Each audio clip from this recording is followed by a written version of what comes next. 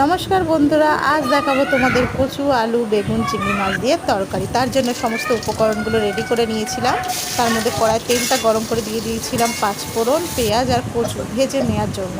তারপরে এখানে মশলাগুলো অ্যাড করে দিয়েছিলাম। মশলাগুলোর মধ্যে হচ্ছে টমেটো দিয়েছিলাম, টমেটো আর ওখানে বাটা মশলার মধ্যে ছিল জিরে, শুকনো লঙ্কা, আদা আর রসুন বাটা ছিল। আর তার মধ্যে একটু দিয়েছি হলুদ, লঙ্কা গুঁড়ো, কাঁচা লঙ্কা যে যেমন পরিমাণ দাও। তারপরে দেখছিল ওখানে তেলটা ছেড়ে গিয়েছিল, তেলটা ছেড়ে যাওয়ার পরে আমরা ওখানে চিংড়ি মাছটা অ্যাড করে দিয়েছিলাম। তারপরে কষিয়ে টষিয়ে নিয়ে জল দিয়ে দিলাম। জল টল দিয়ে এবারে ওটাকে একটু ফুটতে দেবো। হালকা ফুটে গেলে দিয়ে দেবো বেগুনগুলো, কারণ বেগুনগুলো আগে থেকে একটু ভেজে নিয়ে রাখা হয়েছিল, কারণ না তো বেগুনটা গলে যাবে তার জন্য।